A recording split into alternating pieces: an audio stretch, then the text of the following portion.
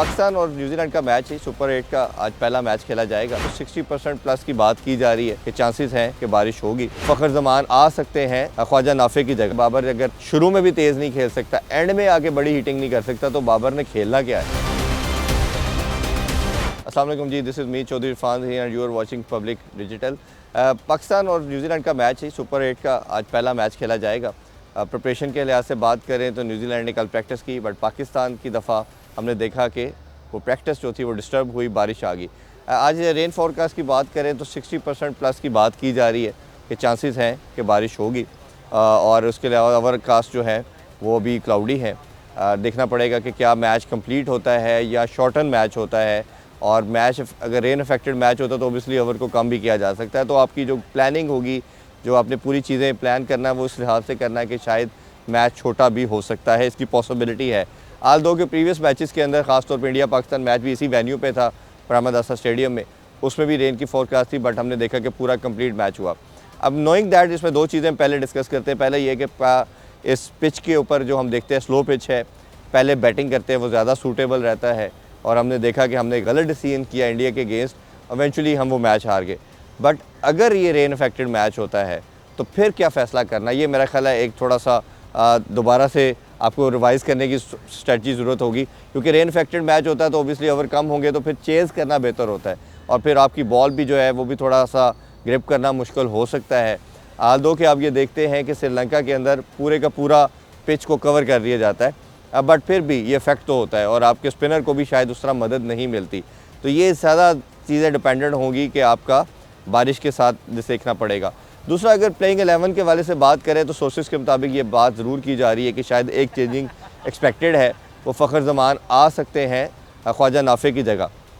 क्योंकि हमारे कोच ने जो कल प्रेस कॉन्फ्रेंस की, उन्होंने 4-5 मेन बातें की, उसको भी डिस्कस करते हैं।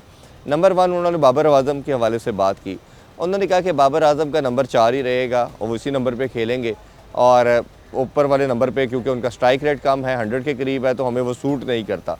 दूसरा, उन्होंने जो लास्ट मैच के अंदर बाबर आज़म को नामीबिया के अगेंस्ट बैटिंग के लिए नहीं भेजा गया, उस क्वेश्चन के आंसर में कहा कि उस टाइम पे हमें तेज़ बैटिंग खेलना रिक्वायर्ड थी, तो इसलिए बाबर की जगह शादाब को भेजा। तो पॉइंट ये है कि बाबर अगर शुरू में भी तेज़ नहीं खेल सकता, एंड में आके बड़ी हिटिंग नहीं कर सकता, तो बाबर ने खेलना क्या है। तो ये मेरा ख्याल है एक बहुत बड़ा क्वेश्चन मार्क है टीम मैनेजमेंट के ऊपर और ख़ुद बाबर आज़म के ऊपर। सेकेंडली, उन्होंने बात की पेसर के ऊपर। पूरी दुनिया की अगर आप साइड देखते हैं, आप जितने भी टीम्स देख रहे हैं, हर टीम 2 या 3 जानवर पेसर के साथ जा रही है। अगर आप पाकिस्तानी टीम को देखते हैं तो पाकिस्तानी टीम के अंदर सिर्फ़ और सिर्फ आपको एक पेसर नज़र आता है, जो पहले शहनशाह अफरीदी खेल रहा था, अभी सलमान मिर्ज़ा है। क्योंकि फ़हीम अशरफ को तो आप बॉल देते नहीं हैं, देते भी है तो हार्डली वो 1 या 2 ओवर करवाते हैं, तो वो आपका कंटिन्यूटी बनती नहीं है। आल्दो वी अंडरस्टैंड कि आपकी जो रिलायंस है वो स्पिन डोमिनेंट है, बट फिर भी अगर आपने न्यू बॉल के साथ या आपने पावर हिटिंग हो रही है आपके अगेंस्ट, तो डेथ ओवर भी आपको करवाने चाहिए। तो डेथ बॉलिंग हम देख रहे हैं पाकिस्तान की in terms of average scoring, ये सबसे वर्स्ट है। तो ये आपको काम करने की ज़रूरत है, और उसमें नसीम शाह आपके डगआउट में है।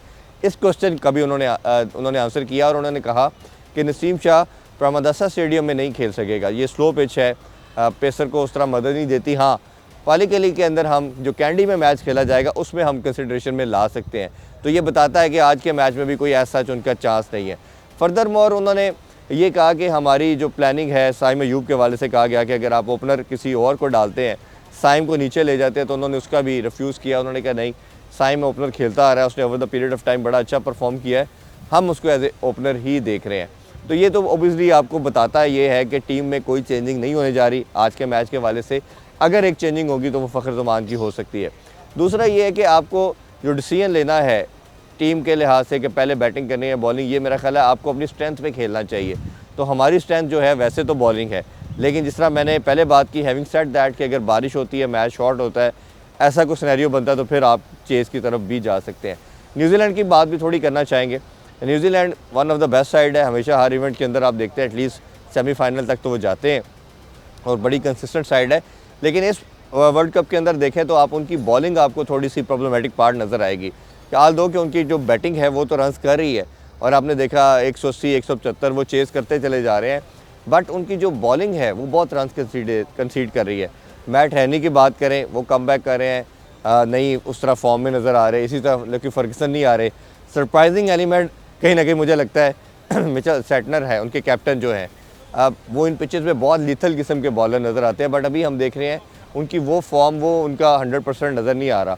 मार्क चैपमैन जो है, उनका कल प्रेस कॉन्फ्रेंस भी सुनी, उनकी परफॉर्मेंस भी पाकिस्तान के अगेंस्ट बहुत अच्छी होती है। बट मेरे लिए जो की प्लेयर हो सकता है न्यूजीलैंड की तरफ से, वो रिचर्ड रविंद्रा है। वो one of the best allrounder है, स्पिनर भी बड़ा अच्छा है, बैटर बहुत आउटस्टैंडिंग है, नंबर 3 पे बारी लेते हैं।